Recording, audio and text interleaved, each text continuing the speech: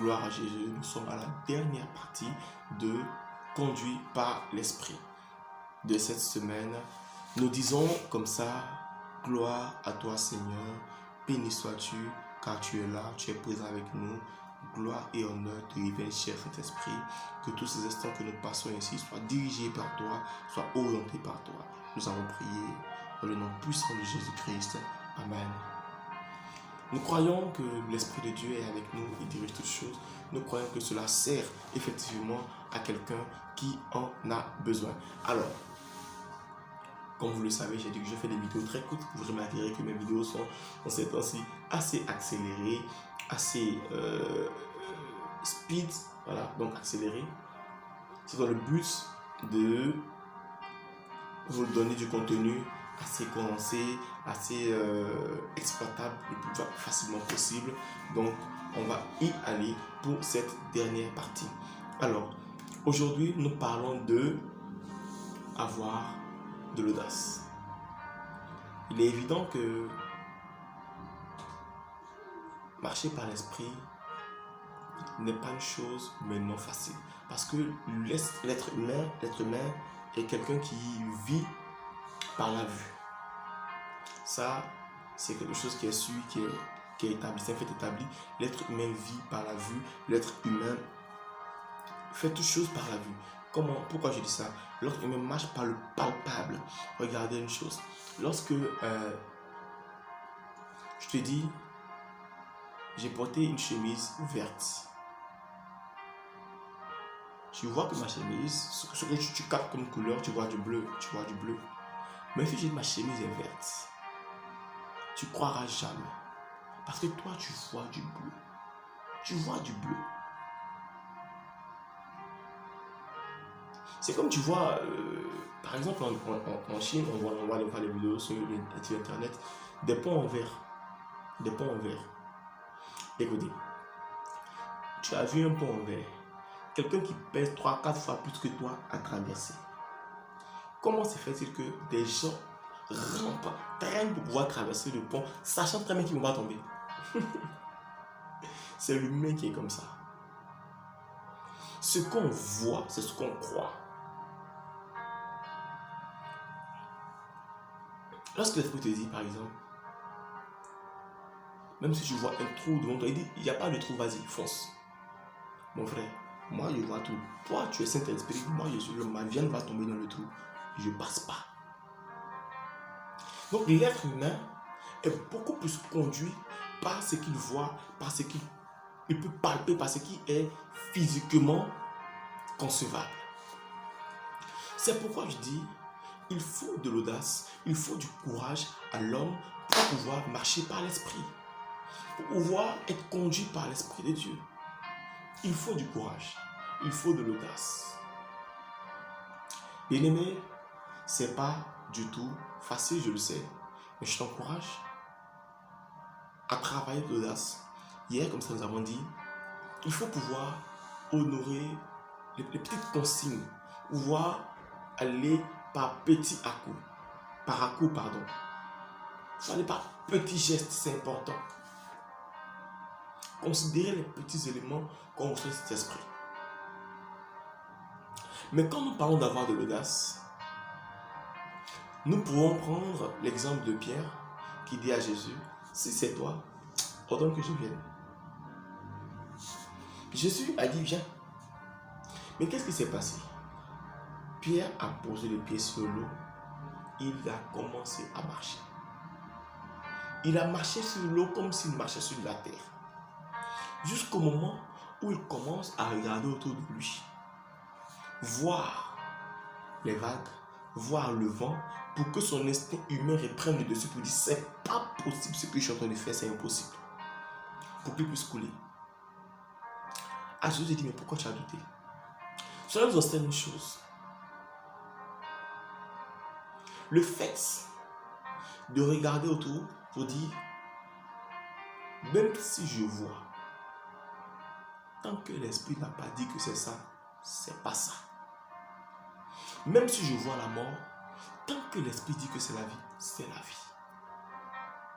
Il faut avoir de l'audace pour avoir ce genre de raisonnement. Il faut avoir du courage pour poser le pied sur une mer qui est en train de subir les rafales de tempête. Faut avoir du courage. Mais laissez-moi vous enseigner une chose par rapport à l'audace. Écoutez, lorsque Pierre est arrivé, la Bible dit qu'il a marché un moment avant de s'enfoncer. Je ne crois pas que ce soit un ou deux pas que Pierre ait fait. Je ne crois pas. Parce que si c'était qu'un ou deux pas, on s'enfonçait là-bas encore l'occasion de tendre le bras pour attraper la barque. Je crois que Pierre a fait au moins 10 pas. Et en tant qu'un adulte, il s'est tapé au moins un 9-10 mètres. Bien aimé. Quand Jésus l'a récupéré, les 10 mètres de retour, là, il n'est pas écrit dans la Bible ce qui s'est passé là-bas. Les 10 mètres de retour, là, personne ne sait ce que Jésus et Pierre se sont dit en revenant. Jésus a dit à Pierre, mais pourquoi tu as douté? C'est tout ce qu'on a entendu. Après ça, qu'est-ce qui s'est passé? Je ne pense pas qu'ils aient marché silencieusement jusqu'à retourner. Pierre, qui a ressenti l'eau se solidifier sous ses pieds. La Bible dit que Jésus lui tend la main et le remonte. La Bible n'a pas dit qu'il a porté Pierre. Il a remarché pour partir. Il a remarché pour partir à la barque. Mais en marchant, l'expérience qu'il vivait à nouveau, aux côtés du Seigneur, alléluia, nul ne sait les secrets que le Seigneur lui a communiqués. Nul ne sait les secrets que le Seigneur a communiqués à Pierre en marchant pour repartir à la barque. Laisse-moi te dire que lorsque tu oseras poser le pied sur cette mer agitée, lorsque tu oseras faire le pas là où personne ne pense que c'est possible, mais seulement sur la parole de l'Esprit, à ce moment-là, je te promets une chose au nom de Jésus. Même si tu sembles échouer, le succès, la réussite t'accompagnera. Je crois qu'en revenant, les autres disciples n'étaient pas que stupéfaits de voir Jésus, mais stupéfaits de voir Jésus et Pierre marchant sur l'eau. Stupéfaits de voir Jésus et Pierre marchant sur l'eau. Mais encore plus de voir Pierre marcher sur l'eau. On sait que Jésus elle est bizarre, on est au courant de ça. Mais toi Pierre aussi, depuis quand? Ah bon, d'accord. Ça sont les fruits de l'audace. Lorsque l'audace atteint un niveau où on est prêt à risquer sa peau, risquer sa réputation, risquer son nom, risquer son bon sens pour obéir à l'esprit, pour se laisser conduire par l'esprit, on arrive à un moment où on manifeste des choses glorieuses. Maintenant une chose, lorsqu'on arrive au point de manifester des miracles, vivre des expériences extraordinaires avec le Seigneur, voir Dieu agir puissamment avec nous, en nous, pour nous, à quoi cela nous sert? En quoi cela nous conduit à la dimension de Dieu? Cela renforce ta foi. Cela t'envoie à dire, assurément, il y a encore plus. Parce que hier, j'arrivais même pas à me tenir debout. Hier, comme un bébé, j'étais à 4 pattes. Mais aujourd'hui, je marche, je cours, je grimpe aux arbres. Assurément, je peux voler. Tu prends l'avion. Assurément, je peux passer par l'eau. Il y a le bateau. Pour dire quoi? Lorsque on expérimente avec cet esprit une certaine dimension, lorsqu'on voit que le Saint-Esprit guérit avec nous, le Saint-Esprit transmet avec nous, le Saint-Esprit emmène des gens au salut par nous, on est beaucoup plus disposé à croire tout ce que l'Esprit nous dit. Et ainsi, l'Esprit peut nous conduire dans des dimensions plus élevées, dans des dimensions plus hautes. Accepte d'être conduit par l'Esprit. Évite de te minimiser, de te rabaisser, de dire ça c'est pour les hommes de Dieu, c'est pour les autres. Nous là, nous on va peut-être à l'église, on a fait pour se marier, nous on prie pour avoir mariage, on prie pour avoir travail, on prie pour avoir enfant, pour que les enfants se marient, et puis c'est tout. Non, l'Esprit veut travailler avec toi. Dieu veut t'emmener une autre dimension.